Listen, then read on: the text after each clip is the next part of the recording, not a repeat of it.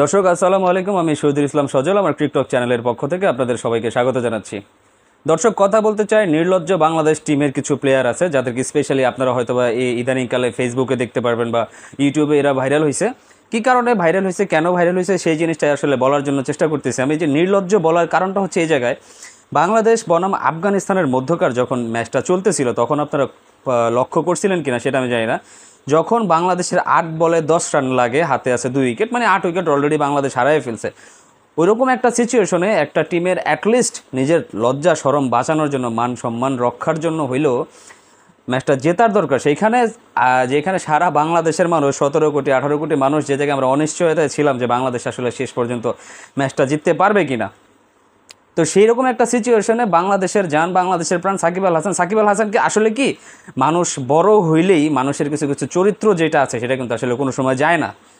আসলে আরেকটা কথা আছে, আমাদের আদিমকালে বা অনেক আগেই গ্রাম বাংলায় বয়স্ক যারা মুরব্বীরা আছে তারা একটা কথা বলতেন। সেই কথাটা হচ্ছে গিয়া আপনার ওই যে ওনাদের কথা বাদে দিলাম, আমাদের একটা টিচার ছিলেন, টিচার আমাদেরকে বলতেন কয়লা ধুইলে ময়লা যায় না। এটার ইংরেজি হচ্ছে black will take no other hue. English বলার কারণ হচ্ছে এটাই যে শিক্ষিত প্লেয়ার তো বাংলাদেশে অনেক বেশি, হয়তো বা বাংলা তারা নাও বুঝতে পারে। তো কয়লা ধুইলে ময়লা যায় না কারণ হচ্ছে কি, আপনি কয়লা ভাই যত লক্ষ কোটি টাকার সোডা নিয়ে আসেন, যত লক্ষ কোটি টাকার ডিটারজেন্ট নিয়ে আসেন, সাবান নিয়ে আসেন, ভাই কয়লা কিন্তু আসলে জীবনে কয়লাই থাইকা যাবে। ঠিক আছে, হয়তো বা সেটারে আপনি ঘষা মাজা করে কয়লার শেপ থেকে অন্য কোনো শেপে বানাইতে পারেন। তো সাকিব আল হাসানের দশা হয়েছে এরকম, একদম গেওপাড়া থেকে উঠে আসছে ক্রিকেট খেলার জন্য, সামহাও আল্লাহ তালা দিছে, অনেক ভালো ভালো জায়গায় ক্রিকেট খেলা, অনেক টাকা পয়সা ইনকাম করছে। বর্তমানে তো সে দেশের আসলে পার্লামেন্টের একজন সদস্য হয়ে গেছে তাদের মাগুরা থেকে।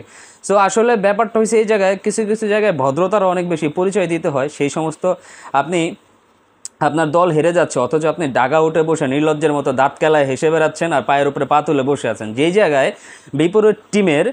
বিপরীত টিমের আপনার রহমানুল্লাহ গুরবাজ, আফগানিস্তানের ওপেনার যে ব্যাটসম্যান, সে কাঁদতেছিল লিটারালি বসে বসে। দর্শক, আপনারা যদি দেখে থাকেন এই ভিডিওটা তাহলে হয়তো বুঝতে পারবেন যে তার ভিতরে জয়ের যে কত একটা আকাঙ্ক্ষা ছিল।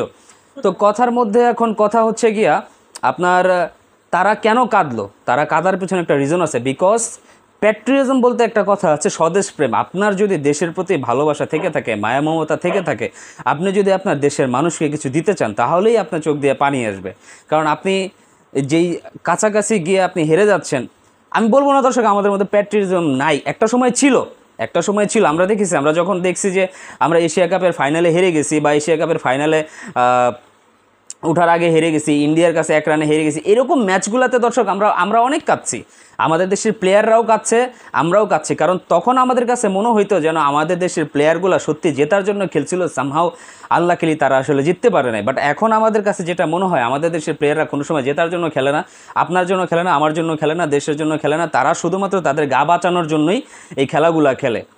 যেখানে যুদ্ধবিধ্বস্ত আফগানিস্তানের প্লেয়াররা ম্যাচ জেতার জন্য তাদের জানপ্রাণ সব কিছু দিয়ে দিতে পারে, তারা কাঁদতে পারে ম্যাচ হারার ভয়ে, সেইখানে আমাদের বাঙালিরা ম্যাচ জিতে গেলেও আমাদের লজ্জা লাগে। কারণ আছে, অবশ্যই লজ্জার কোনো কারণ আছে। কথা হচ্ছে গিয়ে, একটা কথা আছে যে আগের নৌকা যেদিকে যায় পেছনের নৌকা নাকি সেদিকেও যায়। তো আমাদের বাংলাদেশের ক্রিকেট বোর্ডের যেটা হয়েছে, আমাদের বাংলাদেশের বোর্ড প্রেসিডেন্ট থেকে শুরু করে আপনার একদম প্লেয়ার পর্যন্ত সেই জিনিসটা চলে আসছে। একজন এইভাবে চলে যাচ্ছে, তার পেছনে বাকি সবাই এইভাবে চলে যাচ্ছে। কারোর মধ্যে কোনো ইন্টেন্ট কোনো সময় ছিল না ম্যাচ জেতার জন্য, দেশের মানুষকে কোনো উপহার দেওয়ার জন্য, তাদের মুখে একটু হাসি ফোটানোর জন্য।